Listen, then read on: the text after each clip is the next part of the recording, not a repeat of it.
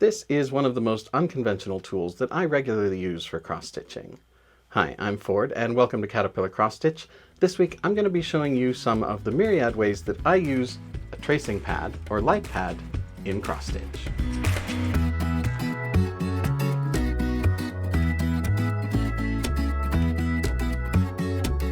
Do me a favor and like this video, subscribe to the channel, and when we're done, leave me a comment so that I can continue to jump right into the topic every week without a bunch of housekeeping first. So let's get started. This is one of two LED tracing pads that I have. Both of them were actually given to me as gifts, but I routinely see them in thrift stores and inexpensively available at craft stores or even big box stores. They're actually quite common, and you may even already have one in your crafting supplies. So I'm going to show you some new uses for it if that's the case. I would say my favorite use for my tracing pad is when finishing cross-stitch pieces into a frame or a hoop. It's really difficult sometimes to get the piece centered correctly on the mat board or foam core board that I'm going to mount it on, or to get the hoop perfectly centered behind the piece if I'm going to display it in a hoop. So that's where the light table comes in really handy. Like normally the way you would do this is you'd position this over here, and maybe you'd get out a measuring tape and you'd measure the distances from here to here, divide those in half, center this in it. It's so much easier if I can just use my tracing pad and put it underneath. That way I can preview how that board is actually going to look behind the piece. Make sure that it's centered. I can measure that if I want to, but with a piece that's not symmetrical, that becomes extra hard. So visual balance is going to be more important than perfectly centered in a case like that. But you can just kind of get it in position. You can look at which holes in the fabric are lit up by the light behind it to make sure that your fabric is nice and straight on there. Then you can just hold it in place, slide it off and turn it over, and then do your lacing or pinning or however you're going to attach that to the piece to get it into the frame. Likewise, if you're trying to display the piece in a hoop, you can see much more easily how that hoop is actually going to fit the piece, especially if it's a tight fit like this one, by putting the inner ring of the hoop behind it, positioning it, and then opening up your outer ring and dropping that down over it. It's way easier to get it perfectly aligned, which is extra nice because if you miss and you put that outer ring on there wrong, it will sometimes create a crease and then you got to start over with the ironing. So it's a lot easier to make sure you get it perfectly centered with the silhouette of the hoop behind it like this.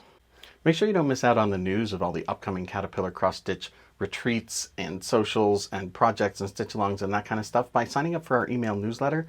There'll be a link in the description of the video as well as in the first pinned comment. And when you sign up, you'll get 10 free PDF cross-stitch patterns worth £60. Plus, don't forget to find us on our other social media presences like the Facebook group and the Instagram, where there's an amazing supportive community that is indispensable if you want to up your level in the craft. Another time I frequently find myself using my tracing pad is when I'm working on black or very dark fabric.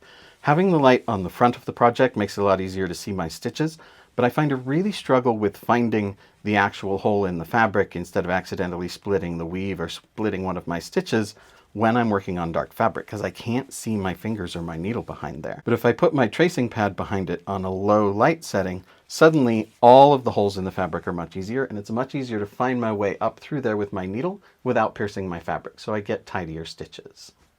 Another great way I've found to use my tracing pad is when I'm making a modification to a pattern, especially if I'm adding text to it. It's usually going to take me a couple of tries to get my spacing and my kerning and my letters laid out correctly, and I'm usually drawing that by hand on a piece of graph paper. So what I like to do when I'm ready to actually transfer it onto my final pattern or get these words aligned together rather than making notes of like this needs to move over 3 or something like that, I can get a second piece of the graph paper and I can align those correctly so that I can make sure I like the way it's going to look with the relative spacing that I'm planning to use. Those are a little too far apart for my liking, so I'll just scoot it in one more before I transfer it. And that makes it, I realize that's probably a little bit hard to see, but that makes it a lot easier and reduces the amount of rework that I have to do when adjusting the kerning as well as the spacing between my words. Kerning refers to the spaces between the letters within a word, which can be even more important a lot of times than the spacing. And since I often take my projects with me on the go, it's pretty important to me that any tool that I use for cross-stitching be quite portable. That's one of the things that I love about these new generation of tracing pads, is that most of them are just powered off of a USB cable, which means that I can power mine off of the same battery pack that I would use to charge my phone. They have a very low power drain, so it doesn't take much power to power them. And in fact, if you're buying one specifically for cross-stitching, you could look for one that is battery powered, so you don't even have to carry a battery pack with you. This is my big one, but I usually use my small battery pack for this, and it'll run for hours. So what kind of features should you look for if you're shopping for a tracing pad for cross-stitch? The first be something I've already mentioned a couple times, and that's LED. It'd be pretty hard-pressed to find one that wasn't LED these days, most likely, so you probably don't need to worry too much about that. But that makes sure that it doesn't get hot, it makes it more durable than conventional lights, and it makes it consume less power.